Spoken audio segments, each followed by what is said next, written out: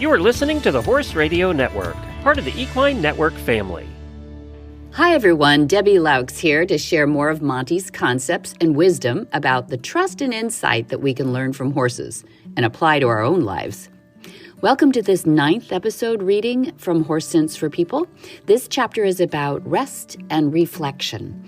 How can we temper our work sessions and achieve happiness and generosity in our horses? Horse owners and employers could pick up some tips from this chapter as to how to keep enthusiasm high and pressure low. Respect.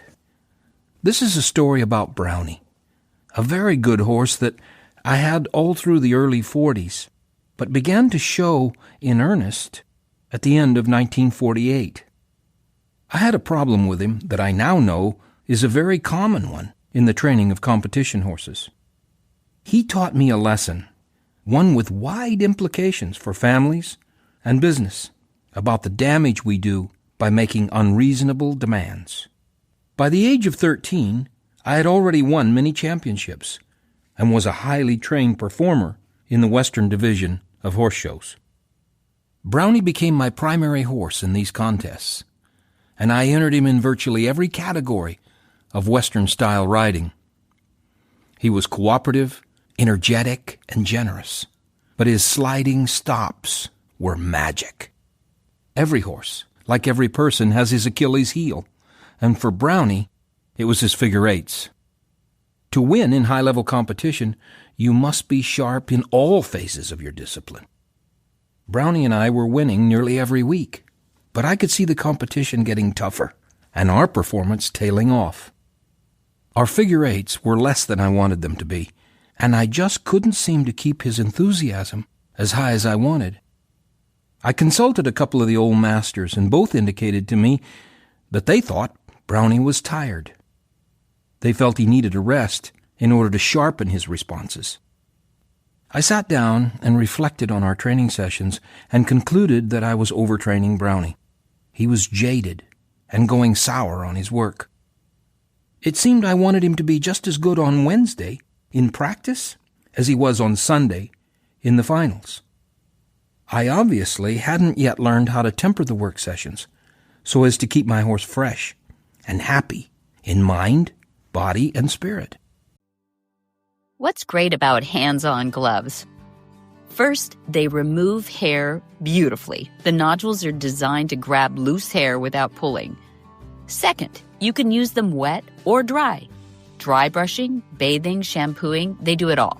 The gloves don't slip when they're wet, which is a huge deal for bath time. 3, you have way more control than a traditional brush. Your hands follow the contours of the animal's body, around the face, down the legs, under the belly, over the hips. No awkward angles, just natural position. And, the last thing is animals really trust them because it's your hands doing the grooming. Horses and pets accept them much easier than a hard plastic brush. They're great for young horses, sensitive-skinned horses, rescue animals, animals new to handling, and they protect your hands too. We trust them. You can too. At Monty Roberts University, we have one of the most comprehensive, accessible, and transformative equine education platforms in the world. Here's what makes it truly exceptional. We have over 900 video lessons from Monty himself and top trainers all over the world.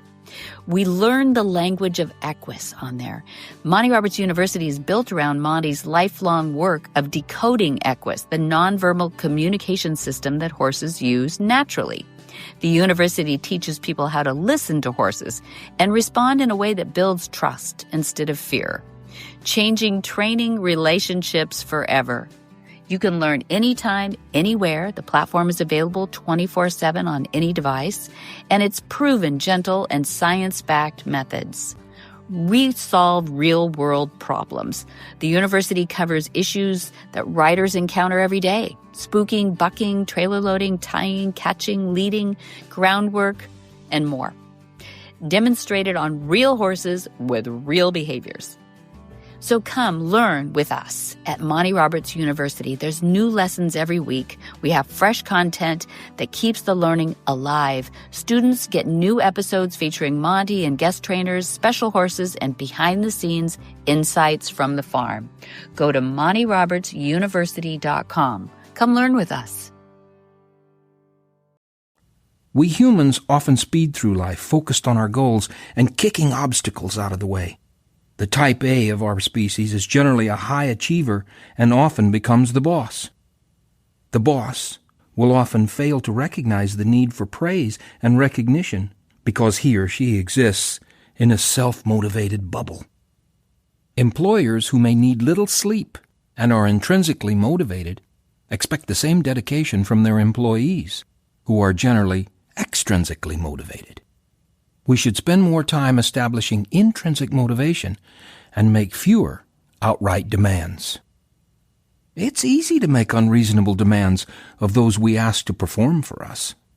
These demands, however, stress employees who may have other needs to be met, which may, more likely than not, precede ours. I can understand that Brownie was pressured, perhaps beyond the limits of what he felt he was able to give me. I trespassed into his energy reserve that was his alone, and his intrinsic motivation flagged as a result.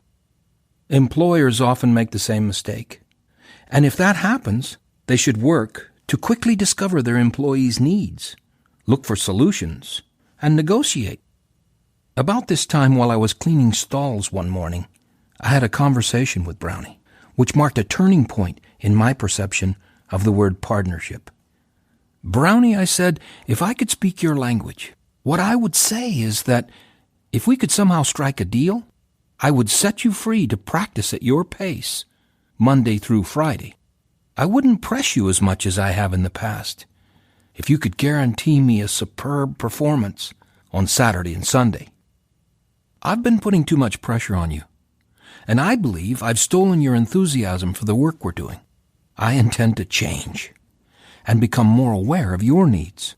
I still expect the very best from you, but I think I've been unfair. I was really talking to myself, but I was the only one that really needed to hear it anyway. I stopped pushing him so hard during the week. Brownie did regain his enthusiasm when we went on to win many more championships. Today, I'm often asked for advice about problems with horses. People will often start out by saying, "I've got a stupid horse." As soon as I hear this, I have a strong suspicion about where the problem lies. It is all too often with the person, not the horse. There's significant educational value in asking ourselves what we have done to contribute to the problem, whether dealing with people or horses. Remember, horses were doing just fine for approximately 47 million years before the emergence of Homo sapiens. My answer is there are no problem horses, only horses that have problems with the actions of people. We hope you enjoyed today's episode as much as we did. If you're eager to learn more and connect with the incredible world of Monty Roberts, we have so much more to share. Beyond our insightful books, you can explore comprehensive courses through our online university. Join us at inspiring events and tap into a wide variety of educational materials. It all starts at MontyRobertsUniversity.com/library.